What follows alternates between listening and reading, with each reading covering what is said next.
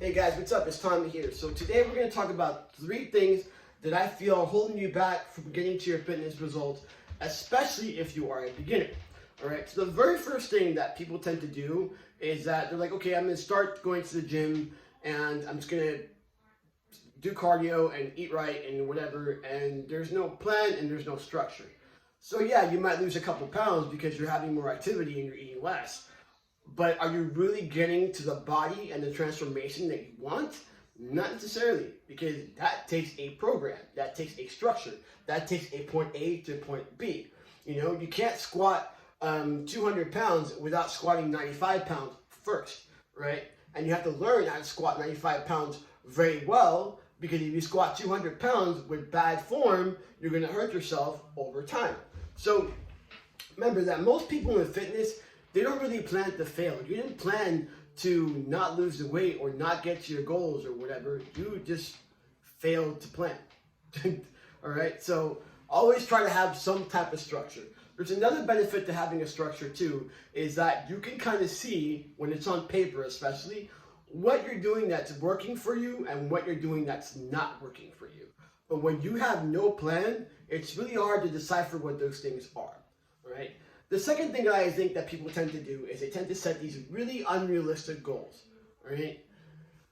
Everybody does this. I think even advanced people do this, okay? Listen, it takes you, how long have you taken to gain those 30 pounds or those 50 pounds or how much weight you're trying to lose? It took you a while to get to that. It didn't happen just overnight. It might have felt like it happened overnight, but it didn't happen overnight. You created habits and certain things that led you down this particular path. So it's super simple. Have patience with the process, because it take you a while to lose the weight or to gain that muscle. So instead of being like, oh my God, I want to do it now, of course you want to do it now. But this is not McDonald's. Fitness is not McDonald's. Fitness is never going to work like McDonald's. I don't care what anybody says. So slow and steady wins the race, all right?